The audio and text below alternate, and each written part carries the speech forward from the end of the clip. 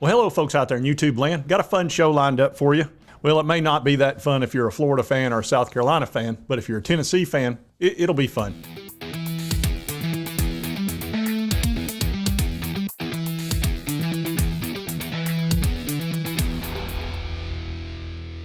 All right, let's talk about this a little bit.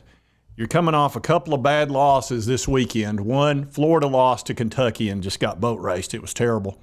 And the Vanderbilt running back, he just had his way. My gosh, he almost had 300 yards.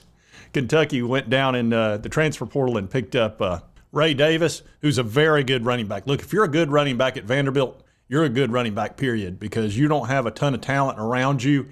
And you can tell that he's a bit of a beast out there. He had no problem whatsoever running for a lot of yards against Florida.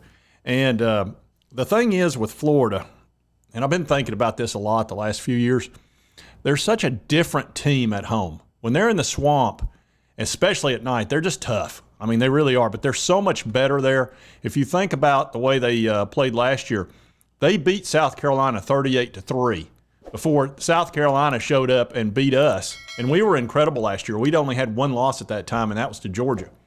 We'd beaten Alabama and LSU and Florida and all these teams, Pittsburgh, and they came up and went 63-38 on us. So I can tell you right now, Florida's a different team in the swamp, and I don't know why that is. Now, I understand home field advantage is huge. In the SEC, it's huge. But Florida's 0-8 against the SEC East away from the swamp. Their last 8 games are 0-8. That's not good. That's a real struggle right there. But at the swamp, they'll whoop you. They'll put a whooping on you. So let's take a look at Florida's schedule this year and their record and all that stuff. They're actually 3-2. I think Tennessee helped them a bunch by losing that game to them down there in the swamp. And they beat us pretty good, 29-16. And that took a lot of pressure off Billy. But then they went and laid an egg against Charlotte. And actually, Charlotte had a chance in that game, 22-7. That should have never been. And then Kentucky just boat raced them 33-14. And Kentucky's quarterback couldn't hardly complete a pass. But Kentucky just ran all over him and played good defense. But I've said the whole time, I thought Billy Napier's team this year would go 6-6. That's what it felt like. If they lost to us, I figured they'd win 5 games. And probably the best case scenario for them is 7-5. But Billy's under a lot of pressure. Now, he's owed a bunch of money. But I've watched this guy twice run seconds off the clock in the third quarter while he's multiple scores down, 3 scores down. In the Utah game, he ran 24 seconds off after a play had already been completed. They could have lined up and easily got 1 or 2 plays done. And it was like second or third down at the time, and they were down 3 scores. In the Kentucky game, same thing. They're down 3 scores. There's 22 seconds left in the third quarter, and he runs the entire clock out. Now, understand, there have been rules changes to where you're only going to get so many plays in that last quarter, and you're down 3 scores. You'd better get every play you can in that third quarter and not give up 22 seconds and 24 seconds. That just bugs the crap out of me, and I don't understand it. That lethargic, I'm never in a hurry. I mean, that's okay at times, but there's also times when you're way behind where you'd better get things moving quick because you've got to get back in that ball game. And Florida's got enough talent to where, they shouldn't give up and just give up important seconds like that. I don't understand it. And I can also tell you the Florida Gators, they don't like losing. They're not used to it. And these last couple of years have been really rough.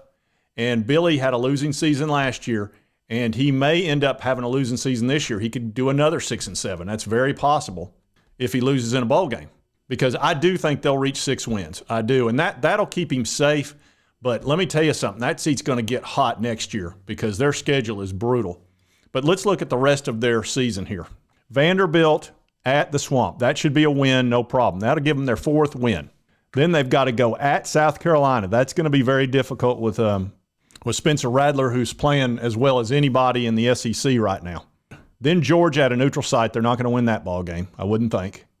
Arkansas, that will not be an easy win, but again, that's going to be at the Swamp, so I think they can handle that one. I could say they'll either win the South Carolina game or the Arkansas game, so that should get them to 5. LSU at Baton Rouge, they're not going to win that. Missouri at Columbia, I don't know about that. That's going to be tough. And then Florida State at the Swamp, that's the ultimate grudge match right there. That game's very important, and Florida State's better than Florida, but it's not impossible for Florida to win that game, not at all. So if they can win one of these two, that'll get them to 6, and that'll get them into a bowl game, and that'll keep Billy Napier from the Boo Birds. Well, no, they're still going to boo the crap out of him, but they won't fire him, not owing him $31 million. And he does have a good recruiting class coming in. Can he hang on to all those people, all those blue chippers? Because I think they're ranked 3rd right now in the nation in recruiting. So if he can hold on to that with 6 wins, again, we'll see. But this stretch at the end, South Carolina, Georgia, Arkansas, LSU, Missouri, Florida State, I'm thinking they win 2 of those. And that's going to be just a very rough stretch right there. Now I'm going to let you see what the Florida people really think about that last game against Kentucky and how they just feel overall. And this first fella is High Top Sports. And, if you've watched this channel, I think he's got a great channel. And he's got the Mike Rowe sounding guy that's with him. I think he's a Florida State. He is a Florida State guy. And he's got the same voice as Mike Rowe, as the Dirty Jobs guy. And then he's got another guy by the name of Dave, who's a real pro. And this main fella here, he's kind of the Joe Every guy, kind of what I do, and he's very relatable. Anyway, this was his reaction to the game at halftime, the Kentucky game.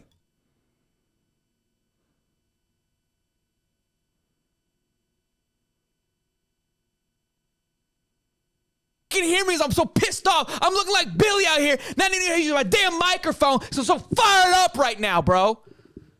Ah! I don't even know what I said. I don't even know what I was saying. I was just saying I'm pissed. We suck. I don't know. Probably best I was muted, to be honest with you. That's probably for the best. Probably for the best. You're welcome. That was God setting me up, making sure I don't say anything stupid. I know I'm muted. I unmuted it. I'm back. Say it all again. Anyway, I think you get the point. He was not happy. And I think he legitimately was accidentally muted on that one. So anyway, and that's happened to me. But this other person, now this is Allie Peak, and she's a very nice lady, and I've been on her show. I've also been on High Top Sports Show and had fun with those guys. But I've been on Allie's as well, and she's very nice and very professional, but she's not happy. She's starting to see the light a little bit. Now, she's a Billy Napier supporter, but she's getting tired of the crap. It's been almost 20 hours since the final whistle yesterday, and I am still in a little bit of shock. I truly expected this team to go out and fight and work their tails off against Kentucky, and honestly, I saw anything but that. They ultimately got manhandled in a game that honestly was never truly competitive. And I think that there is a lot of blame to go around. And listen, you guys know, I am someone who tries to keep it pretty positive. This sucks to have to do this because we weren't good. But at the end of the day, I am always going to call a spade a spade. I'm going to call it like I see it. So let's jump into it. This is not going to be pretty or fun. And she gets into the details of it. I'll save you that because, I mean, you can imagine. You lose 33-14 to a team you feel like you're better than. And it was just, they bullied them. They absolutely bullied them. Don't start what you can't finish! Quit hitting yourself! Quit hitting yourself! Quit hitting yourself! And I'll link both of those videos. Allie's a real good sport, but she asked me if I use a clip just to link it.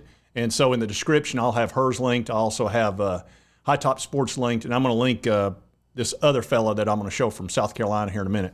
But needless to say, they're not real happy. And Billy's making some obvious mistakes, especially in special teams, and that's really starting to aggravate people. It keeps happening. You know, they got a unsportsmanlike because a guy tried to jump the shield on a punt, and that's something, you teach. You teach them not to do that, and they keep making these undisciplined mistakes, having the wrong numbers, two guys on the field at the same time, same number, which cost them big time against Utah. And that stuff adds up after a while, especially when you're not winning, where the people get sick of it. And then having a bad game against Charlotte, it's just people are starting to lose some faith down there. And I understand that. I've been through some tough times with my Vols, and so have you. So we get it. And I'm not making a ton of fun of them, even though I want to, because they did beat us this year, dang it. Otherwise, I could really make some sport of them, but I can't really just wear them out because they can go, oh, we beat you. I'd have to go, well, I know. Anyway, but it is a shame to see them struggle. And but, if they are going to struggle, I'm going to cover it. You know me. Anyway, now let's talk about South Carolina for a minute. Oh, Shane Beamer. Shane the Beam Beamer. Always beaming. They're 2-3, 1-2 in the conference. And, of course, they lost to North Carolina. And Shane and Spencer Rattler had 9 sacks in that game, which is just ridiculous. They cannot protect this dude at all. And I know they've had a lot of injuries on the offensive line, but good grief. That was the first game. You'd think you'd be as healthy as you could be at that point. Then they beat Furman. Georgia, they actually gave Georgia a good game, and I was like, crap, they're looking decent. And then they beat just a very, very average Mississippi State team by 7 points at home, which wasn't outstanding, but once again, Spencer Rattler had a great game, and he's only had great games for the last 10. And then they came to Tennessee, and it was a 7:30 game, which is no bueno for anybody that's ever played in Neyland, and we pretty much boat raced them. Our defense played great. We did have 2 interceptions that we gave up, but they also gave up a pick 6, and Spencer Rattler had his first bad game in almost a year, and he only threw for 168 yards, which is just shocking. He's been averaging 310 yards. And while his completion rate was fine, he was having to throw little dinks and dubs all over the field because, honestly, our guys were hanging off him. We sacked him 6 times. He has been sacked 23 times. Our quarterback, Joe Milton, who is not exactly the quickest cat back there in the pocket, has only been sacked 5 times. So 23-5. And Spencer Rattler is going to be a first-round draft pick, and he might at some point, I'm going to tell you right now, if he keeps getting sacked 5, 6, 7 times a game, don't be shocked if he decides to sit out the last few games. Now, maybe he's a very competitive person and he doesn't want to do that, and I'd understand that. I get it. But he also has to think about his future in the NFL, and if they're not going to protect him or they can't protect him, he needs to protect himself at some point because I think he's a heck of a player personally. And I know he made a snide comment that it was our Super Bowl and all. Look, people get mad when they lose. That doesn't bother me. It's whatever. That's just smack talk. But anyway, let's look at the rest of their season. Now, they're going to have Florida at home. That's a winnable game for them. It's at 3:30, which is a decent time. At least it's not 12 o'clock. They'd love 7. They got to go to Missouri. Missouri's been tough. I don't know if they win that game. I think they'll lose that game. So that'd make them, 3-4 at that point. At Texas A&M, I think they lose that. Makes them 3-5. They'll win this Jacksonville State. That'll make them 4-5. They should beat Vanderbilt. That should make them 5-5. Kentucky, I think they'll lose that game, 5-6, and I think they'll lose the Clemson game. I think they're going to finish 5-7. That's what I'm going with, and that's not going to sit well with the Shane Beamer Knights or the Beamers or whatever you want to call them that support him. If he goes 5-7, his seat's going to get hot, hot, hot. I do not think he'll get fired either this year, but I can tell you right now, 2024 is going to be critical for the South Carolina Gamecocks. Now, I do want to talk about one other thing about Florida, just going back to them for a moment. Their schedule in 2024 is going to be brutal. I mean, it sucks. And it's much tougher than this year, and this year was tough. But they only have one easy game in there. And I'm going to show you their schedule. And actually, this is Josh Prey, and this was a short that he did that was hilarious. This guy's very funny and entertaining, and I'm going to let you watch some of this short because he's a Florida fan, and he's not happy with this 24 schedule. We got to play Tennessee. We got to play the real Texas. We got to play the stepbrother of Texas, Texas A&M. We got to play my and damn and me. I don't understand. I don't understand as a Florida Gator fan what we did to deserve. I can't even say Kentucky's a guaranteed win. How do we got this schedule? I don't want to yell because I don't want to be a yeller. I don't want to scream because I don't want to be a screamer. I want to be a streamer. I want to play video games online and earn money that way. Because clearly, if I was a betting man and I betted on any of these damn games, I'd be broken and... Yeah, needless to say, that 24 schedule is rough. Like I said, they got one easy game. They got to play Miami, FSU, and University of Central Florida, which is very good. And that's Gus Malzahn's team. And they actually are Power 5 now. And they're going to play them as hard as they possibly can because that's another super rival game. So they've got 3 big-time rivalry games all in Florida. And Miami and FSU's on the up. They are on the come up. And so is UCF. So I don't see it. With the regular SEC schedule, it's going to be tough. And they got to come to Neyland in 24. You think we'll be waiting on them up here? I so hope that's at 7 o'clock. But I can tell you right now, that is a brutal schedule. How's he going to win more than 6 games there? So he's going to go 6-7, probably go either 7-6 or 6-7 this year, and probably win 6 games the next year, and may end up 6-7 again. At some point, those Florida Gator fans are not going to put up with that crap. They just won't. These are not patient people. They just aren't. Florida, you know the thing, and I rip on them, but they've got a great fan base. They're not my favorites by any stretch, and I know they're not yours either, but they've got a great fan base, and they're passionate as can be, and they're used to winning. And this will be, if 24 happens the way I think it will, they could possibly have 4 losing seasons in a row. The one before Billy got here, and then 3 with Billy. That is very possible that they have a losing season, then with his 3 years go 6-7, 6-7, 6-7. I don't know that you survive that. Even if you're still owed over $20 million, at some point, something's got to give. Anyway, and I do want to show you the South Carolina fella here that covers the Gamecocks. This is Locked On Gamecocks, and I'll give you his opinion on what happened with the Vols on this side of the ball on Saturday night. And yes, I am including Spencer Rattler in this conversation. For the first time all season long, it really seems like that the combination of circumstances surrounding Spencer Rattler actually got to him a little bit. When you combine the lackluster pass protection up front, which I'll get into in just a couple moments, you combine the lack of help from his receiving core in terms of getting open, and you also throw in the fact that he was playing in a near sold-out crowd in Neyland Stadium, a night game in Knoxville. I think that everything just got to Rattler a little bit more than it has for the majority of this season up to this point. And I would agree with that. Look, when you get run out of your own end zone, I'm telling you, man, those guys were coming after him. They had their ears pinned back. That offensive line was struggling. Their left tackle was struggling. He's just a freshman. And we're bringing James Pierce, Joshua Josephs, all our biggest, strongest guys, quickest. And they've got, it was not pretty. Spencer Rattler was running for his life the whole night, sacked 6 times, and it was terrible. And I'll link this fella's video as well. But anyway, you can see these are 2 teams that really, even though I do not think either one of these coaches will be fired this year, I can promise you next year they're going to be on the hottest of hot seats. And if they have a losing record, they both might get fired. I would not be shocked at all about that because you can only lose. Because if you're going backwards or you're not doing this in the SEC and you're having losing seasons, it's not going to last. No team, the fan base with transfer portal and all that kind of stuff, NIL, they're not going to wait patiently for years and years. This is not the 1970s and 80s, okay? Okay. They're not going to wait. They're not going to be patient. And these coaches are making tons of money, 6, 7, 8, 9, 10 million bucks a year. Oh, give them time. Give them time. No, they're not going to. If they were making $500,000, yeah, they'll give them time. It was 1979.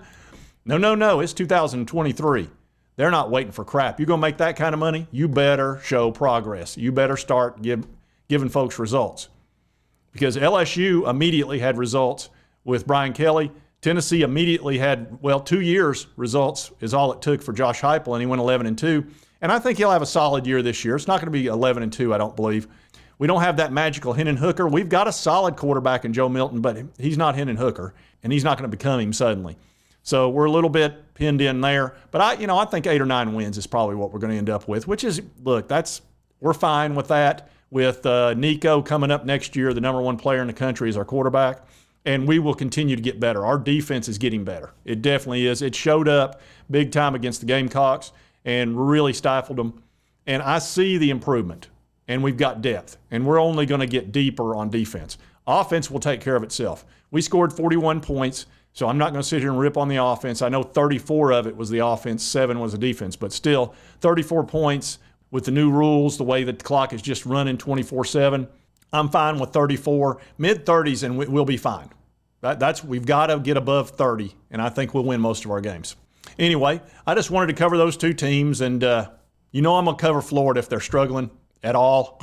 In South Carolina, I really don't dislike South Carolina as much as Florida because South Carolina's only taken a big old dump in our Cheerios once in recent history. Florida's done it a bunch, and I'm sick of them, and it's really Steve Spurrier. who I have the problem with.